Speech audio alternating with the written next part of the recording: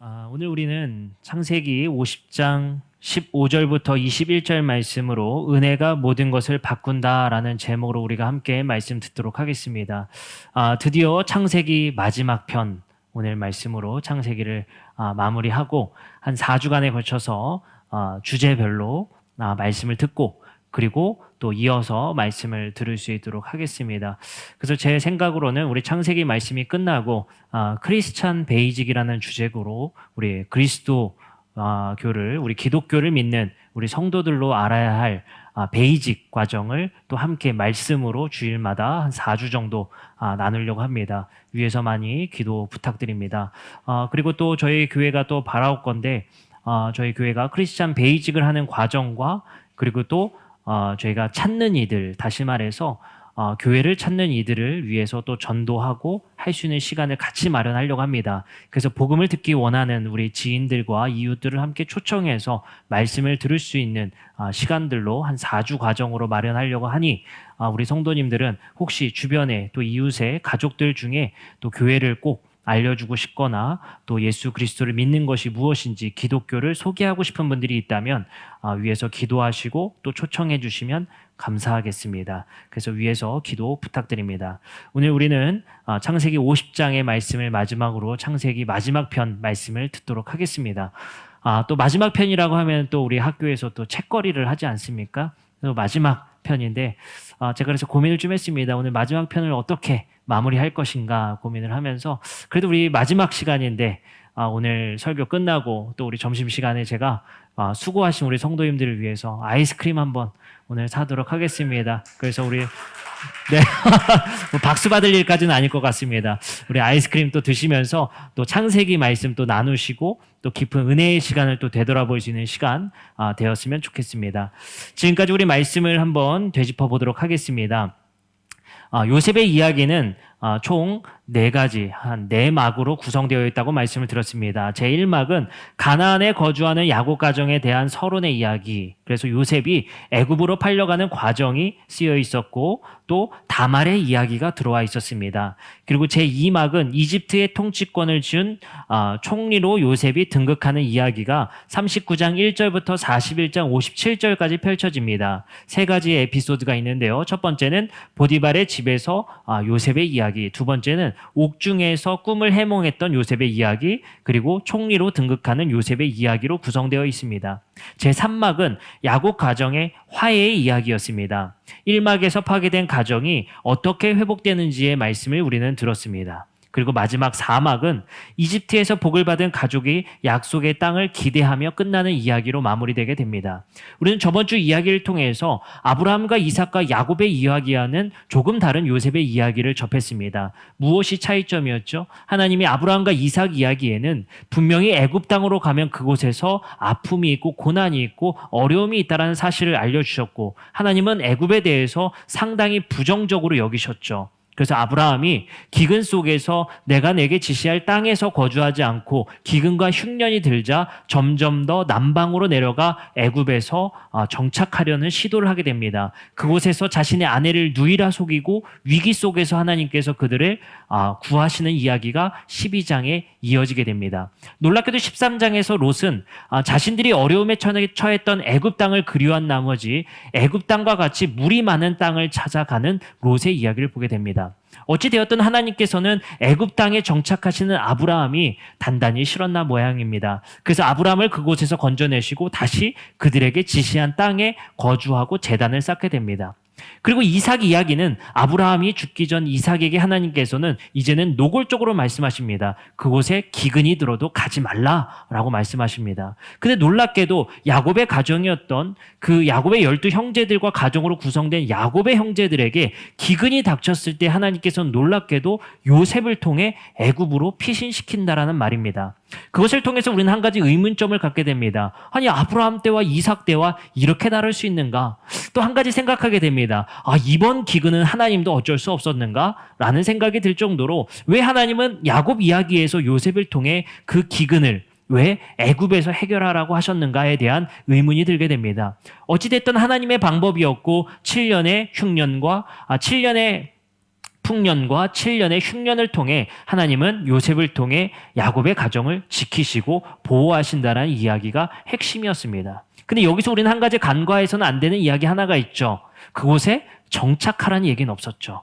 분명히 7년의 풍년과 7년의 흉년 뒤에는 자신들에게 지시했던 땅, 다시 말해 야곱이 묻혀야 되고 이삭이 묻혔고 아브라함이 묻혔었던 그 가나안 땅으로 돌아가는 것이 당연한 순리였을 것입니다. 하지만 요셉의 가족과 야곱의 가정은 단 한 번도 가나안 땅을 그리워하지 않습니다. 그것을 기억하고 그리워했던 사람은 단 한 명이었던 것 같습니다. 바로 야곱입니다. 자신이 죽을 때가 되자 자신의 시신을 가나안 땅에 묻어달라. 다시 말해 자신들의 조상이 묻혔던 곳에 묻혀달라라고 이야기하게 됩니다. 우리 이 이야기를 통해서 점차적으로 하나님께서 지시했던 땅을 잊어버리고 애굽의 좋은 땅과 애굽의 좋은 문명에 젖어들었던 이스라엘 백성들의 모습을 보게 됩니다. 그 결론은 출애굽기에서 이렇게 시작하게 되죠. 그들은 노예가 되었다라는 이야기로 시작되게 됩니다. 여기서 우리는 하나님께서 이스라엘 백성들이 하나님께서 원치 않았던 애굽 땅에 정착했을 때 그 결과가 어떠했는가를 우리에게 이 말씀을 통해 시청각 자료처럼 보여주시는다라는 사실입니다. 다시 말해서 이스라엘 백성들이 애굽 땅에 정착되었을 때 결국엔 노예가 되고 자유를 얻은 것이 아니라 오히려 자유를 박탈당했던 이스라엘을 보게 됩니다. 우리는 그 말씀들을 통해서 하나님께서 주시는 자유는 좋은 땅에 있는 것이 아니라 좋은 문명에 있는 것이 아니라 하나님이 주시는 땅에서 하나님께서 주시는 복에 있다라는 것이 우리에게 주시는 말씀입니다. 오늘 우리는 이제 50장 말씀을 통해서 창세기의 마지막 이야기를 우리는 듣게 됩니다. 놀랍게도 이제 야곱이 죽고 야곱을 매장한 후에 이야기입니다. 15절부터 21절의 말씀에 우리는 한 가지 중요한 핵심적인 말씀을 보게 되는데 그것이 무엇이냐? 야곱이 죽자, 다시 말해 자신들의 아버지가 죽자 한 가지 걱정되는 것이 있었습니다. 다시 말해 위기감이 찾아오고 있었죠. 형제들은 고민이 됐습니다. 아마도 우리의 동생인 요셉이 우리를 용서할 수 있었겠는가? 자신을 구덩이에 넣어서 애굽에 팔아넘겼었던, 근데 그것이 사실은 내막을 보면 팔아넘기려고 했던 것이 아니라 죽이려고 했었던 거죠. 자신을 죽이려고 했었던 자신들을, 형제들을 과연 정말로 용서했는가? 그것에 대한 의문이 생기기 시작합니다. 아마도 요셉의 형제들은, 다시 말해 야곱의 형제들은 아마도 요셉은 우리 아버지 때문에 우리를 용서했고 우리를 해하지 않은 것뿐이지 우리를 진정으로 용서하지 않았을 수 있다라는 걱정이 그리고 염려가 찾아오게 됩니다. 그래서 형제들은 요셉에게 간곡하게 이런 말을 합니다. 17절입니다. 너희는 이같이 요셉에게 이르라. 형들이 내게 악을 행하였을지라도 이제 바라건대 그들의 허물과 죄를 용서하라 하셨다. 형제들은 요셉에게 말합니다. 아버지가 유언으로 우리에게 말한 것인데 그것은 우리를 정말로 용서하라는 말씀이었다라는 것입니다. 그것을 형제들은 두려운 나머지 요셉에게 말하게 됩니다. 그러자 요셉은 이렇게 말합니다. 19절 요셉이 그들에게 이르되 두려워하지 마소서 내가 하나님을 대신하겠습니까? 라는 말을 하게 됩니다. 그리고 17절의 말씀은 요셉은 이 이야기를 듣고 눈물을 흘리며 울게 됩니다. 이 이야기가 오늘의 이야기의 핵심인데 우리는 여기서 한 가지 의문이 생깁니다. 무엇이냐면요. 정말 야곱이 그런 유언을 했는가라는 것입니다. 두 가지의 이야기가 있을 수 있습니다. 첫 번째는 형제들이 조작한 이야기의 유언이다. 두 번째는 야곱이 정말 마지막에 이 유언을 하고 죽었다라고 생각하는 두 가지의 방법입니다. 근데 우리는 첫 번째, 두 번째의 방법이 있는데 조작한 것인가 정말 이렇게 말했는가에 대한 선택지 중에 무엇을 선택해야 되는 것인가인데 정말 야곱이 정말로 이런 유언을 했더라면 몇 가지 의문사항이 생깁니다. 첫 번째는 야곱이 이런 지시를 했다라는 사실이 성경 어디에도 기록되어 있지 않습니다. 그리고 형제들이 요셉을 잘못 대우했음을 야곱이 알 수가 없습니다. 형제들은 야곱에게 속여서 그 가축에게 그리고 짐승에게 죽었다라고 속였죠. 아버지를. 야곱은 아마도 요셉이 어떤 이유 때문에 이 애굽에 오게 됐는지를 알지 못했습니다.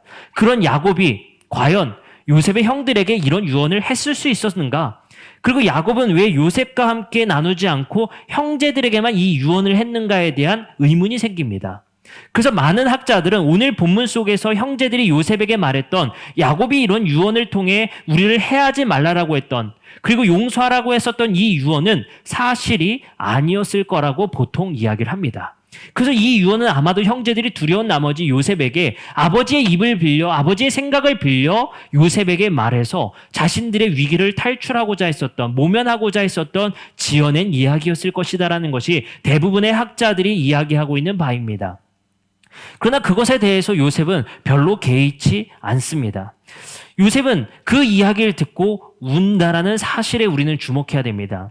요셉이 운 이유는 17년 동안이나 그들에게 친절을 베풀었고 애굽에서 용서를 하였고 그리고 확고하게 화해를 했음에도 불구하고 요셉의 진정성을 여전히 못 알아주고 있는, 그리고 알아주고 있지 않았던 그 형제들의 마음에 정말 안타까움을 느낀 나머지 요셉은 울게 됩니다.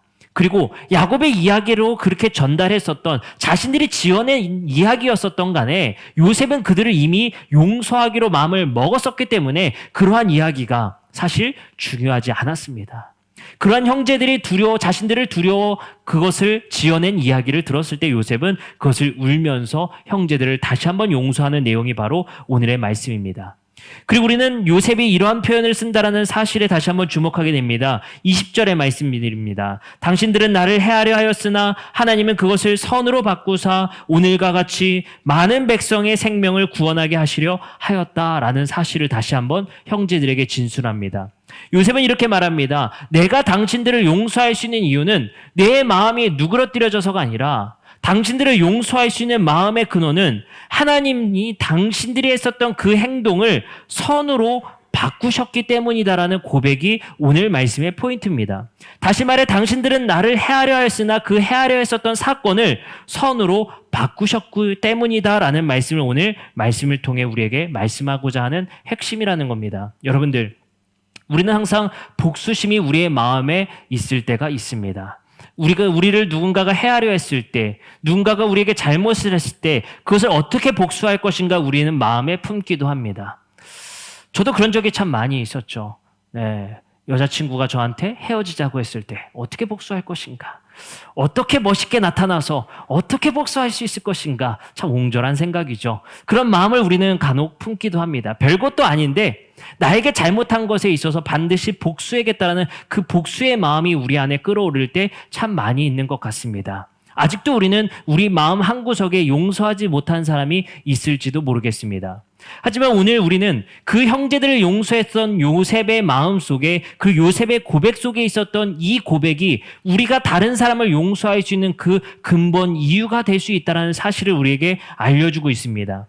하나님이 그것을 선으로 바꾸셨다. 당신들이 나를 악으로 대했으나 하나님이 그것을 선으로 바꾸셨다라는 것입니다. 우리는 인생을 살면서 중요한 핵심적인 가치를 갖고 살아가게 됩니다. 그것은 바로 해석입니다.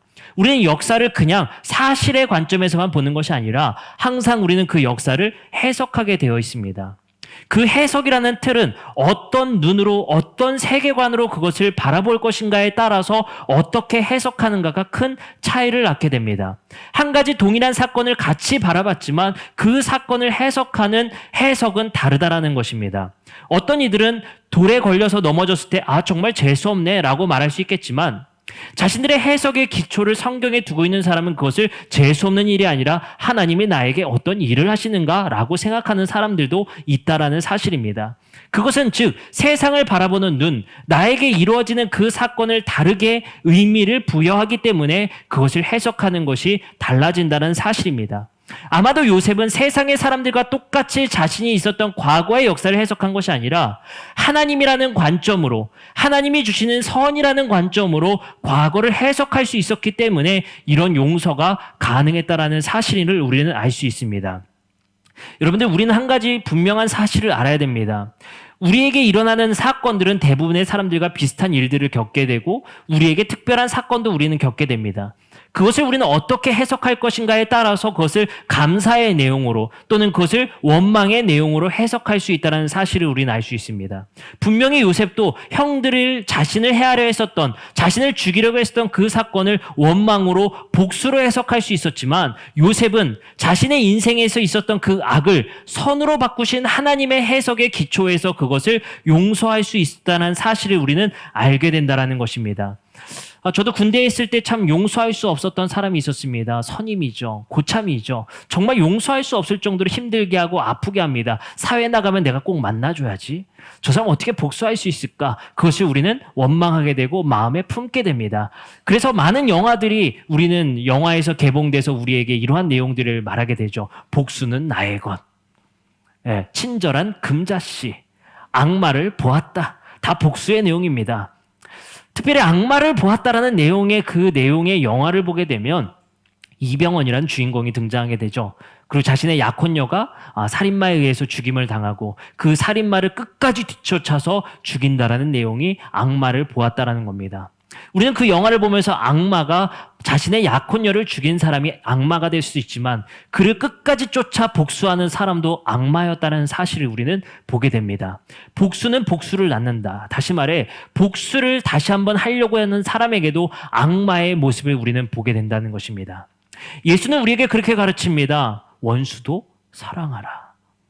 복수하라. 원수에게 복수하라는 말씀이 아니라 원수도 사랑하라. 다시 말해 원수를 용서하라는 말씀입니다. 그러나 정말 이것이 우리의 생각 가운데 쉽겠습니까? 영화로 개봉할 정도로 원수를 갚는다라는 것, 복수를 갚는다는 것은 항상 우리 마음 안에 있는 본능이자 본성이기 때문에 그 마음을 버리기란 쉽지가 않습니다. 저는 예수님께 나중에 물어보고 싶습니다. 그게 말처럼 쉽나요?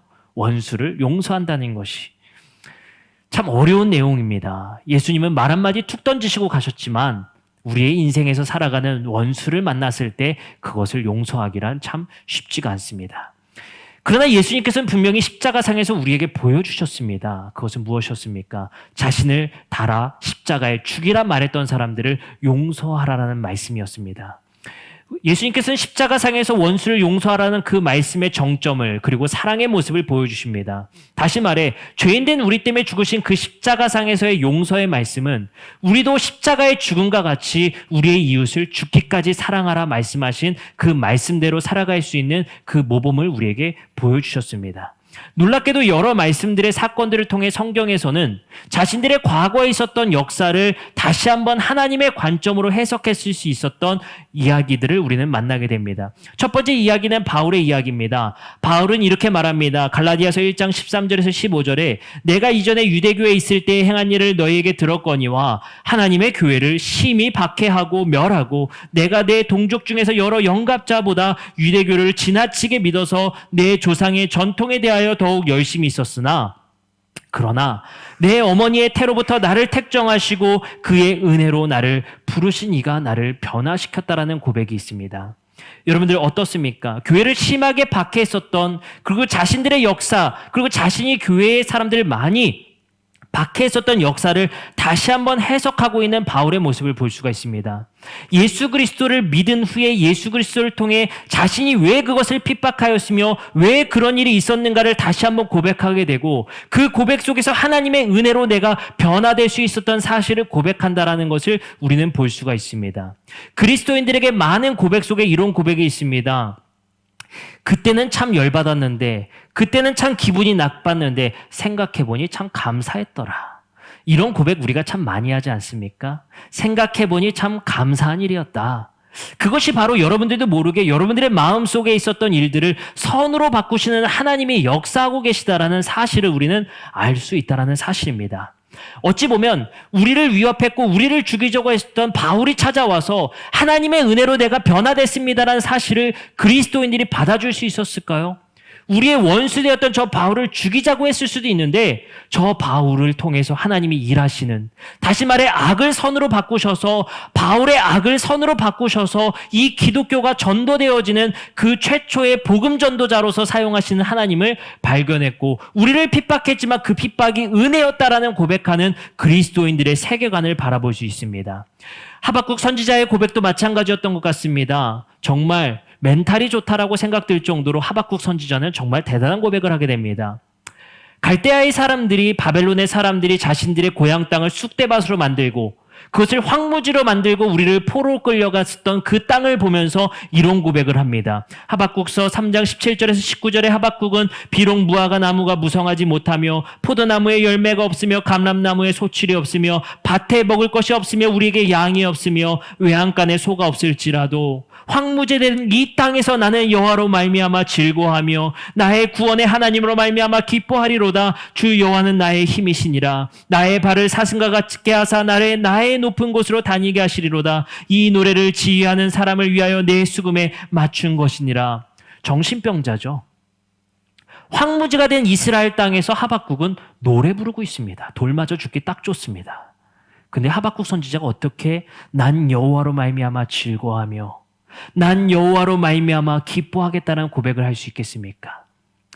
바벨론 땅의 사람들이 그곳을 정복하고 황무지가 된 그 땅에서 하박국 선지자는 그것을 선으로 바꿀 하나님에 대한 믿음이 확실했기 때문에 그곳에서 즐거움과 기쁨의 노래를 부를 수 있었다는 사실입니다.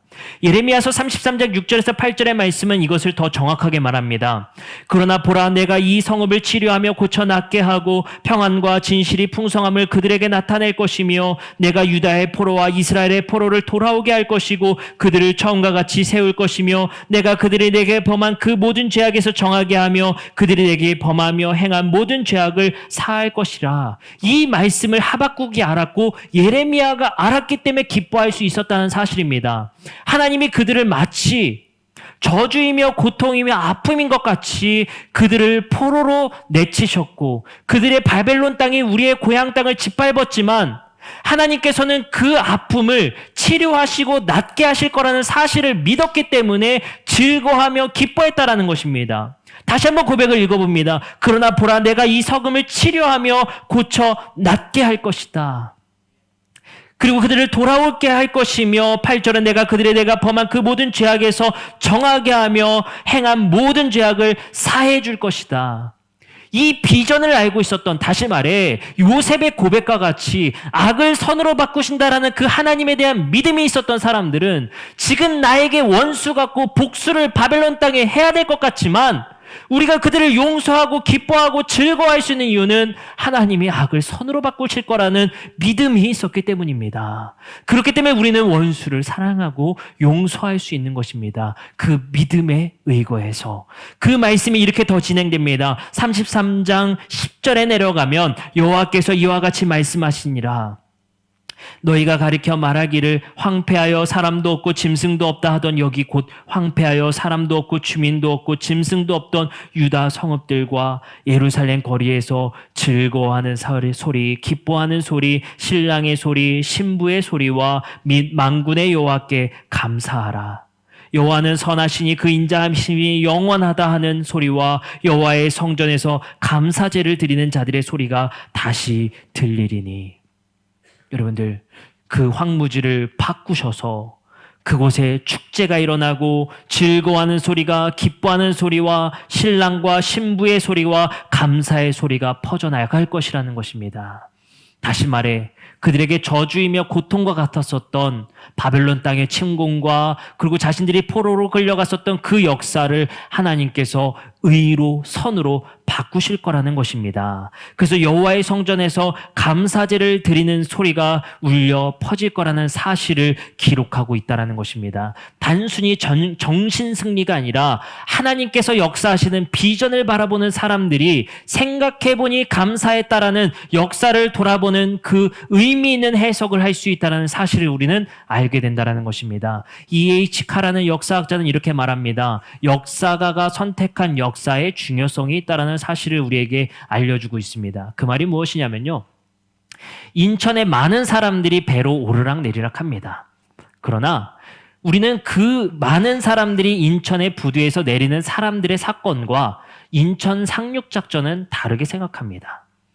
인천 상륙작전은 역사가가 선택하여진 아주 의미 있는 사건으로 바라보기 때문에 많은 사람들이 인천에서 부둣가에 내리는 사건들과는 차별성 있게 의미를 부여하게 됩니다. 여러분들, 역사가가 선택한 역사만이 의미 있는 역사라는 것이 바로 그 역사가의 진술입니다. 우리의 일상이 다 역사에 기록되진 않죠. 역사가가 선택하는 역사만이 기록된 역사로서 의미가 부여되게 됩니다. 여러분들, 놀랍게도 하나님은 여러분들의 과거의 역사, 다시 말해 요셉의 흑역사와 같았던 저주의 역사와 같았던, 옥에 갇혀서 꿈을 풀이하며 보디발의 아내에게 누명을 써서 처절한 고통 속에 있었던 그 역사를 선택하셔서 그 역사의 의미를 부여하셔서 하나님이라는 역사가가 그것에 감사로 바꾼다라는 그 하나님의 역사의 책을 우리는 보게 됩니다. 놀랍게도 우리 하나님을 믿는 여러분들의 한 명 한 명의 역사는 하나님이 선택한 의미 있는 역사라는 사실입니다.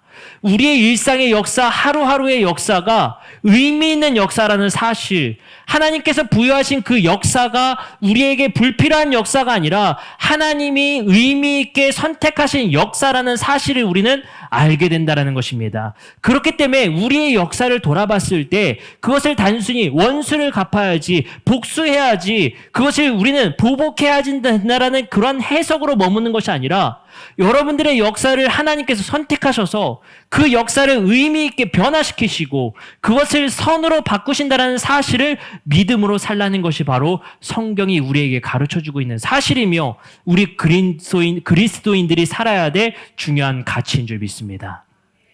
오늘 우리는 중요한 도전 한 가지를 하려고 합니다. 우리 찬양을 한 가지 할 건데요. 오직 예수뿐이네라는 찬양을 우리 하려고 합니다. 은혜 아니면 살아갈 수가 없네.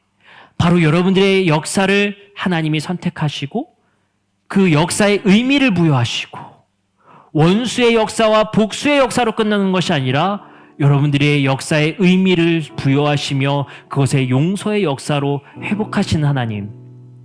오늘 이 시간 우리가 중요한 도전하려고 합니다.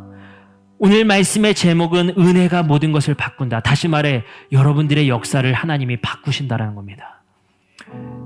여러분들이 원수와 같았던 사람을 그 역사의 이야기, 잊지 못해서 마음의 한켠에 묻어두었던 그 역사를 하나님이 선으로 오늘 바꾸실 겁니다.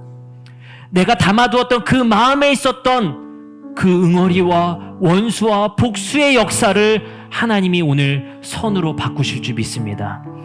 그것이 바로 Grace changes everything. 은혜가 모든 것을 바꾼다. 하나님의 은혜가 여러분들의 과거의 역사를 바꾸실 줄 믿습니다. 그 사람을 바라보는 눈이 바뀌실 줄 믿습니다. 그 사람을 대하는 태도가 바뀌실 줄 믿습니다. 오늘 그래서 우리는 위대한 도전 한 가지를 하려고 합니다. 그것이 무엇이냐면요. 여러분들 핸드폰을 우리 잠깐 꺼내볼까요? 여러분들이 핸드폰을 잠깐 꺼내셔서요. 우리 문자나 카톡을 펼치셔서 내가 아직도 마음에 담아두고 있었던 마음이 있었던 사람에게 메시지 한 통을 보내는 시간 가졌으면 좋겠습니다. 미안합니다. 그리고 또는 내가 마음에 조금이라도 불편한 사람이 있었다면 사랑한다는 고백 한번 해봤으면 좋겠습니다. 이 시간에 우리가 중요한 도전이 되었으면 좋겠고 마음의 용서가 되는 시간 되었으면 좋겠고 또 화해가 일어나는 시간 되었으면 좋겠습니다. 악을 선으로 바꾸시는 하나님을 믿는 자들로서 오늘 이 시간 우리가 작은 발걸음을 뛸 수 있는 중요한 시간 되었으면 좋겠습니다. 부부 되시는 분은 옆 사람한테 보내면 안 되겠죠. 우리 좀 용서하는 부부 간에도 괜찮습니다. 형제 간에도 좋고요. 가족에게도 좋습니다. 친구에게도 좋고요. 그리고 이웃에게도 좋을 것 같습니다. 우리 한 1분 정도 내가 마음에 품고 있었던 사람에게 용서가 될 수도 있고요. 사과가 될 수도 있고요. 그리고 사랑의 고백이 될 수도 있을 것 같습니다. 이 시간 우리 한 1분 정도 우리 용기를 내어서 우리 이웃에게 문자 한 통 보낼 수 있는 시간 우리 가졌으면 좋겠습니다.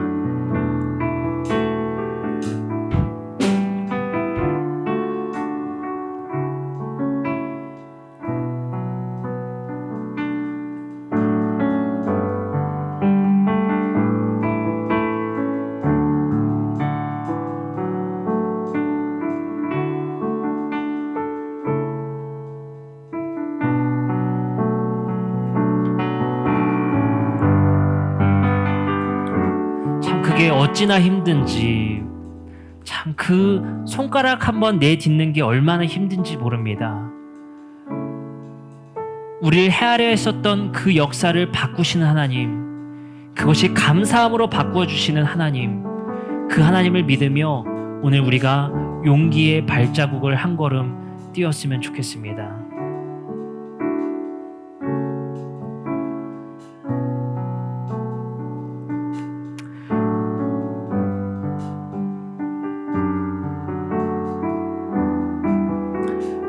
지금 저한테 문자가 왔는데요. 유동수 장로님이 목사님, 장로님 사랑합니다. 이렇게 왔습니다. 병원에서 보고 계신가 봅니다. 네, 참 사랑합니다. 우리 장로님 빨리 회복하셨으면 좋겠습니다. 원수에게 보내라고 했더니 저에게 보내셔가지고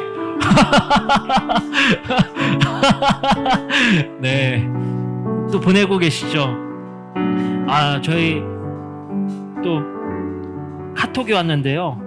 저희 형님한테 교회 안 가고 어디서 이걸 시청하고 계신지 저희 형님이 또 사랑한다고 또 이렇게 고백이 왔습니다. 여러분들도 우리 하나님께 그 은혜를 받은 우리 사람들로서 하나님께 문자 한 통 보내시고, 또 할 수만 있다면 오늘 예배 끝나고요 찾아가셔서 또 마주하기 힘들었었던, 말 건네기 힘들었던 사람들에게 찾아가 하나님의 은혜와 내가 그 하나님의 은혜로 용서할 수 있게 되었다라는 사실을 함께 나눌 수 있는 우리 모두가 되었으면 좋겠습니다.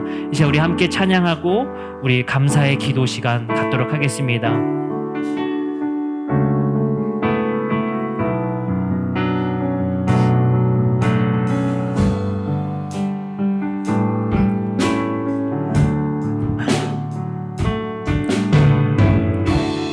은혜 아니면 살아갈 수가 없네.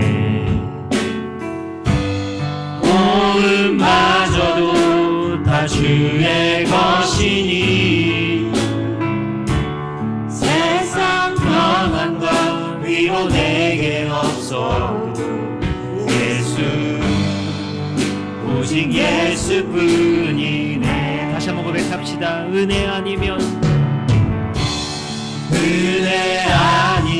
살아갈 수가 없네.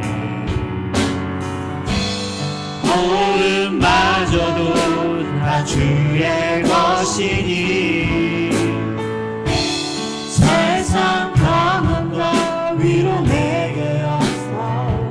예수, 오직 예수뿐이네. 크신 계획,